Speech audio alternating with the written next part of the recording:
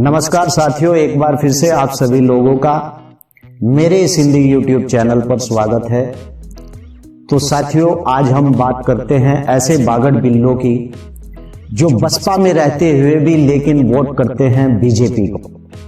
साथियों, जी हां, आप लोगों ने देखा है कि 16 दिसंबर 2019 के उपचुनाव के अंदर आप लोगों को जानकारी देना चाहता हूं कि हमारे जिला हरिद्वार के अंदर 28 दिसंबर 2015 को पहला चुनाव हुआ, जिसके अंदर ग्राम पंचायत और जिला पंचायत के सदस्यों का 45 सीटों पर चुनाव हुआ, जिसमें बसपा के अधिकतर सदस्य जीतकर आए और वहीं साथ में कांग्रेस के भी अधिकतर सदस्य जीतकर आए थे, लेकिन भाजपा के मात्र 6 सदस्य जीतकर आए थे।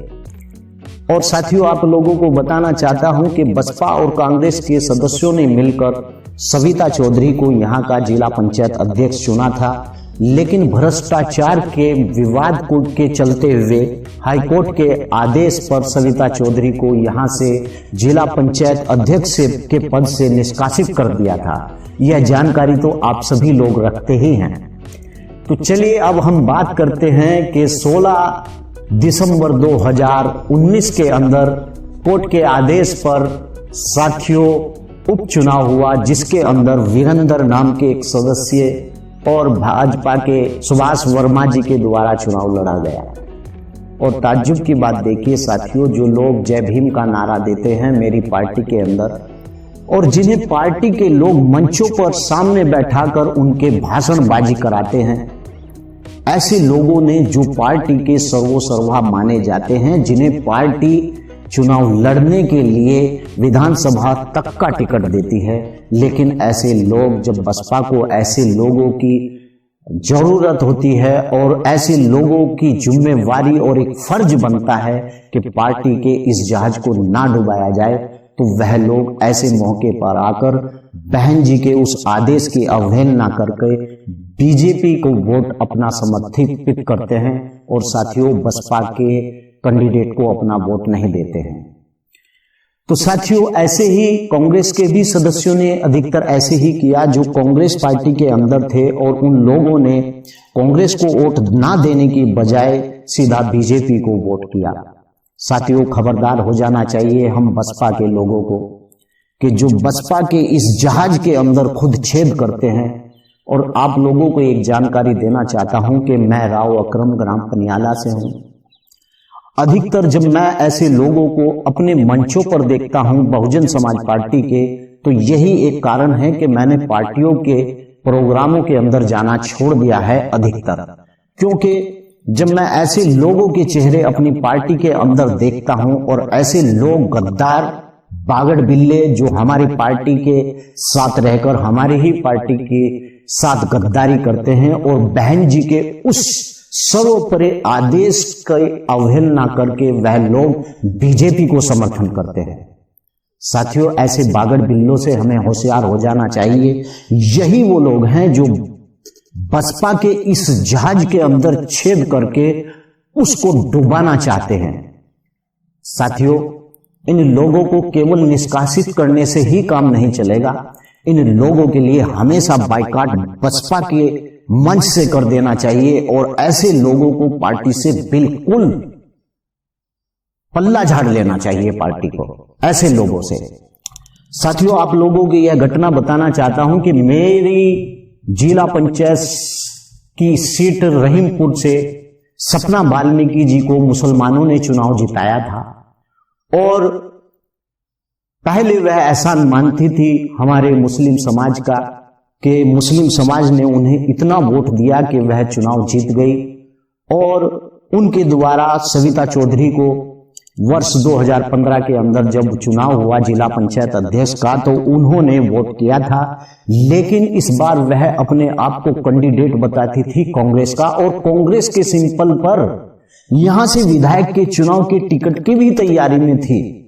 लेकिन अफसोस की बात है कि उन लोगों के द्वारा कांग्रेस को वोट ना देकर सीधा वोट अपना बीजेपी के पाले में रखा। और अखबार की एक कटिंग बताती है अमर उजाला की कि 16 दिसंबर 2019 के अंदर जब उपचुनाव जिला पंचायत अध्यक्ष का सुभाष वर्मा जी जो बीजेपी के कैंडिडेट थे वो लड़ रहे थे, तो अखबार बताता है कि यह कांग्रेस के 3 सदस्य पहले ही मिल जा चुके थे भाजपा के सदस्यों के साथ। तो साथियों कमाल की बात है ना कि कांग्रेस के प्रत्याशी जिन्हें लोग ऐसे मानते थे कि यह मुस्लिम के द्वारा जिताए गए हैं, वह भी लोग भारी भरकम पैसा लेकर और सपोर्ट करते हैं बीजेपी को। खुद मेरे गांव की ही सपना वाल्मीकि जी के द्वारा बीजेपी को वोट दिया गया। अब मैं जानना चाहता हूं सपना वाल्मीकि जी से कि क्या यहाँ के मुसलमान जिन्होंने आपको वोट दिया या वो मेरे हिंदू भाई जो कांग्रेस को सपोर्ट करते हैं, क्या आप लोगों ने उनका विश्वास नहीं खोया है? जवाब दीजिए मुझे। सपना वाल्मीकि जी, मेरा सवाल आप ही से है। आप मुझे जवाब दीजिए कि जिन मुस्लिम भाइयों ने और जिन हिंदू भाइयों ने पार्टी के मुद्दे के आधार पर सपना वाल्मीकि जी आपको वोट दिया है, क्या आपने उनका विश्वास जिंदा रखा है? क्या ऐसा ही लीडर चाहिए मुसलमानों को कि जो वक्त आने पर मुसलमान उसे वोट करें और जब वो मुसलमानों की उसकी जरूरत हो तो वह सीधा बीजेपी को वोट करे? आज आपको सोचना चाहिए था कि मुसलमान का बच्चा कैब के कानून के ऊपर, रोड के ऊपर है।